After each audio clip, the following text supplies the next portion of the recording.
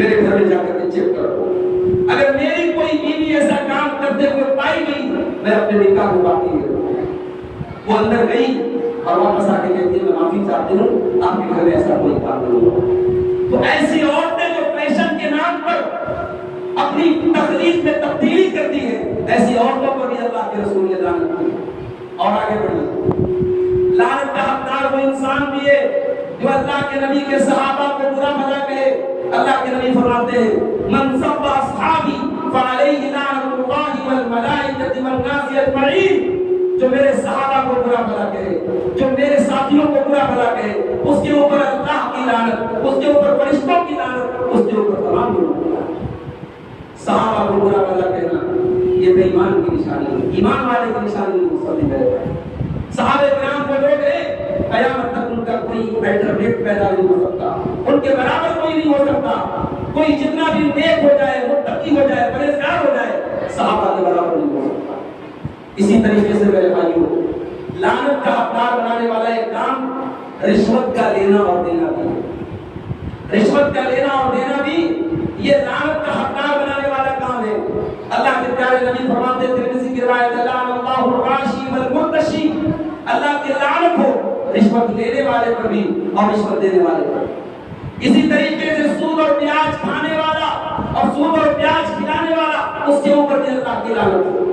اللہ کے نبی نے فرمایا لعن اللہ واکل الربا وموکلہ وکاتبہ وشاہدیہ، آپ نے فرمایا کہ سود کھانے والا، سود کھلانے والا، سود لکھنے والا، سود کی گواہی دینے والا، سب پر اللہ کی لعنت ہو۔ اور آپ نے آگے یہ بھی فرمایا سب پر آپ پر۔ یہ بہت بڑی بات ہے، یہ بہت بڑی بات ہے۔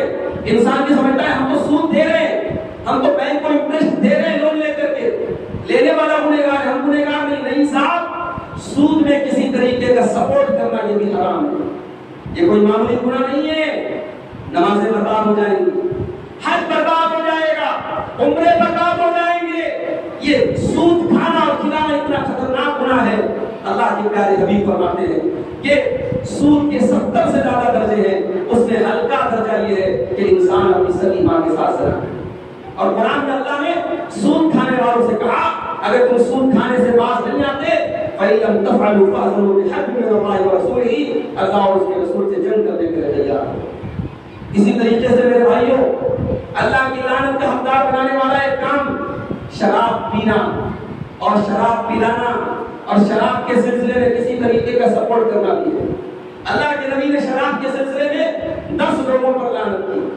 آپ نے فرمایا شراب کا کے لیے جو پھل سے رس نکلتا ہے اس رس نکالنے والے پر اللہ کی لعنت، اور جس کے لیے رس نکالا جا رہا ہے اس کے اوپر اللہ کی لعنت، اور شراب بیچنے والے پر اللہ کی لعنت ہو، شراب کا برتن اٹھانے والے پر اللہ کی لعنت ہو، جو برتن اٹھا کے لے کے جا رہا ہے اس کے اوپر اللہ کی لعنت ہو، شراب پلانے والے پر اللہ کی لعنت ہو، شراب کی قیمت کھانے والے پر اللہ کی لعنت ہو، شراب خریدنے والے پر اللہ کی لعنت ہو، جس کے لیے شراب خریدی جائے اس کے اوپر اللہ کے نبی نے 10 لوگوں پر، شراب سے متعلق 10 لوگوں پر اللہ کے نبی نے لعنت کی۔ اسی طریقے سے میرے بھائیوں، جو عورت اپنے شوہر کا حق ادا نہ کرے، جس کا شوہر اپنی خواہشات کو پورا کرنے کے لیے، اپنی جائز خواہشات کو پورا کرنے کے لیے اسے بلائے اور وہ عورت بہانے بازی کرے بغیر کسی مجبوری کے، ایسی عورت کے اوپر بھی اللہ کے نبی نے لعنت کی ہے۔ اللہ کے نبی فرماتے ہیں، بخاری کے الفاظ ہیں، جب شوہر اپنی بیوی کو بلائے اور بیوی انکار کر دے بغیر کسی مجبوری کے، یہ میں بریکٹ میں استعمال کر رہا ہوں، بغیر مجبوری وہ الگ بات ہے، بیماری الگ بات ہے، کوئی ذہنی تکلیف الگ بات ہے۔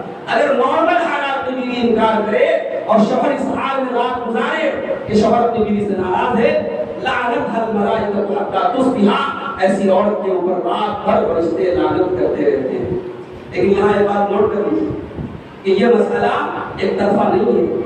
جس طریقے سے بیوی کی ذمہ داری ہے وہ شوہر کے حقوق کا خیال رکھے، شوہر کی ذمہ داری ہے کہ وہ بھی بیوی کے حقوق کا خیال رکھے۔ عورت کوئی مشین نہیں ہے، عورت کوئی ایسی چیز نہیں ہے کہ صاحب جذبات اس کے اندر نہیں ہے۔ مرد کو عورت کے اور عورت کو مرد کے جذبات کا خیال رکھنا چاہیے، ایک شادی شدہ زندگی تبھی کامیاب ہو سکتی۔ اور آگے بڑھیے، آج کے زمانے میں انٹرنیٹ کا دور ہے، گندی ویڈیوز آج ہمارے نوجوانوں میں بڑی پاپولر ہو رہی ہیں۔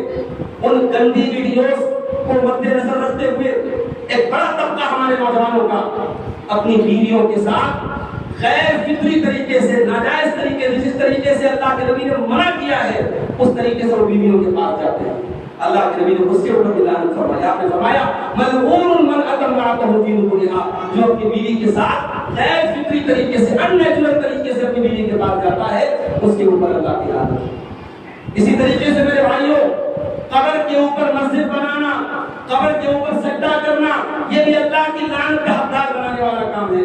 اللہ کے پیارے حبیب نے اپنے آخری ٹائم میں اپنی وفات کے پہلے فرمایا تھا لعن اللہ یہود والنصارى، اللہ کی لعنت ہو یہود و نصارہ کے اوپر۔ انہوں نے اپنے نبیوں کی قبروں کو سجدہ گاہ بنا لیا، اپنے نبیوں کی قبروں کو مسجد بنا لیا، اور آپ نے دعا کی تھی اللہم لا تجعل قبری وثنا یعبد، اے اللہ میری قبر پر تو میری قبر کو بت پرستی کی جگہ مت بنانا، میری قبر کو ایسا نہ بنانا کہ وہاں میری عبادت کی جائے۔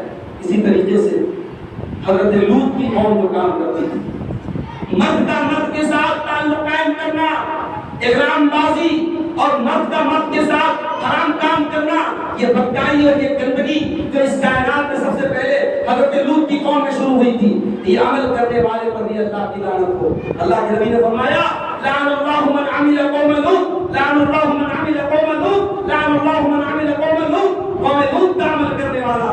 آج ہمارے بہت سارے نوجوانوں میں یہ گندگی بھی عام ہو رہی ہے، یہ گندگیاں بھی عام ہو رہی ہیں۔ سماج کو پاک کرو میرے بھائی، اپنے گھروں کو پاک کرو۔ اگر اسلامی حکومت ہے اور کوئی مرد کسی مرد کے ساتھ، کوئی لڑکا کسی لڑکے کے ساتھ اگر یہ کام کرے، اسلامی حکومت میں اس کی سزا سزائے موت ہے، اس کی سزا سزائے موت ہے۔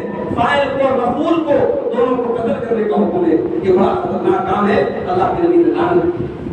اسی طریقے سے میرے بھائیوں، اللہ کے رسول صلی اللہ علیہ وسلم نے اپنے والد کے بجائے کسی اور کو اپنا والد بنانے والا، اپنی ولدیت کی جگہ کسی اور کو اپنا باپ بنانے والا، اس کے اوپر بھی آپ نے لعنت کی۔ آپ نے فرمایا من ادعى الى غیر ابیہ، جو اپنے باپ کے بجائے کسی اور کو اپنا باپ قرار دے، جیسے آج کے دور میں ہوتا ہے، کسی نے بچے کو پال لیا، بچے کی پرورش کر لیا، اب اس کے سگے باپ کے بجائے جو پالتا ہے اس کا نام لکھا جاتا ہے۔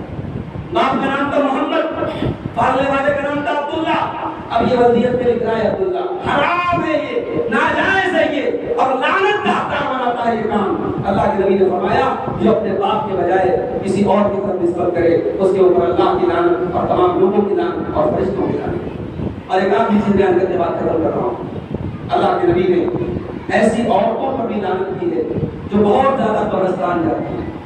کبھی کبھار عبرت کے طور پہ موت کو یاد کرنے کے لیے کوئی عورت قبرستان چلی جائے، اپنی ماں کی قبر پہ چلی جائے، اپنے باپ کی قبر پہ چلی جائے، کوئی مسئلہ نہیں، مگر علی غلام مصطفیٰ بھائی کی بات آپ نے سنی صاحب، ہر 6 مہینے میں اجمیر کا چکر لگا رہے ہیں، پکی قبریں بنی ہیں، مزارات بنے ہیں، فیملی کو لے کے، بیویوں کو لے کے، بچیوں کو لے کے لوگ جا رہے ہیں، اور ظاہر ہے وہاں موت یاد نہیں آتی۔ ان درگاہوں پر، ان قبروں پر موت یاد نہیں آتی ہے، ان درگاہوں پر عیاشی، مواشی، حرام خوری، شرک ہوتا ہے۔ یہ شرک گہرے بن چکے ہیں میرے بھائی۔ اللہ کے نبی نے لعنت کی، لعن اللہ زوارات القبور، اللہ کی لعنت ہو ایسی عورتوں کے اوپر جو بہت زیادہ قبروں پر جاتی ہیں۔ اس لیے عورتوں کو قبرستان کبھی کبھار جا سکتی ہیں، لیکن بہت زیادہ جانا، جیسا کہ آج رواج ہو رہا ہے ہمارے بہت سارے بھائیوں کے یہاں کہ وہ اپنے فیملی کے ساتھ قبروں پر جاتے ہیں۔ بمبئی میں آپ چلے جائیں، حاجی علی کی درگاہ پر عورتوں کی بھیڑ مل جائے گی، اجمیر میں آپ دیکھ لیں، ہمارے یوپی کے اندر بہت ساری جگہیں، دلی میں آپ دیکھ لیں، تو ان درگاہوں اور ان قبروں پر جانے والی عورتوں پر بھی اللہ کی لعنت۔ جمعہ کا خطبہ ہے، آپ حضرات کافی دیر سے بیٹھے ہیں، بہت زیادہ آپ کا وقت لینا مناسب نہیں ہے، میں نے یہ چند چیزیں آپ کے سامنے بیان کی ہیں اس امید کے ساتھ کہ جن کاموں پر اللہ تبارک و تعالیٰ کی اور اس کے رسول کی لعنت بیان کی گئی ہے، انشاءاللہ ہم ان کاموں سے بچیں گے۔ اللہ تعالیٰ ہم سب کو اس کی توفیق عطا فرمائے۔ رب العالمین اپنی لعنت کا نہیں، اپنی رحمت کا حقدار ہم سب کو بنا دے۔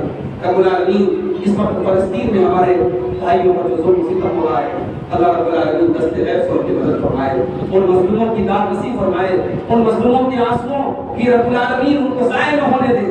معصوم بچوں کی کٹی پھٹی لاشیں، ہاسپٹل کے اوپر بمباری ہوئی اور چھوٹے چھوٹے بچوں کی لاشیں دیکھ کر کون سا ایسا مسلمان ہے جس کے سینے میں ایمان والا دل ہو اور وہ رویا نہ ہو میرے بھائی۔ ان اپنے ان بھائیوں کے لیے ہم کچھ نہیں کر سکتے، کم سے کم دعا کر سکتے ہیں رب العالمین ہمارے ان بھائیوں کی مدد فرمائے اور ان مظلوموں اور ان مجبوروں کی لاشوں پر جن لوگوں نے سیاست کی ہے اور آج ان کے پورے ملک کو برباد کرنے کی سازش رچی ہے، اللہ ایسے تمام لوگوں کو برباد کر دے۔ رب العالمین ظالموں کو ان کے انجام تک پہنچائے۔ رب العالمین ہمیں سے جو بیمار ہیں ان کو شفا عطا فرمائے، جو ضرورت سے پریشان ہیں اللہ ان کے بار مدد نصیب فرمائے۔ رب العالمین ہم سب کو توحید و سنت کے راستے پر چلنے کی توفیق عطا فرمائے، جب تک دنیا میں زندہ رکھے، اسلام کو زندہ رکھے، اور ہم سب کا خاتمہ ایمان کو ہو۔ آمین۔ وآخر دعوانا الحمد للہ۔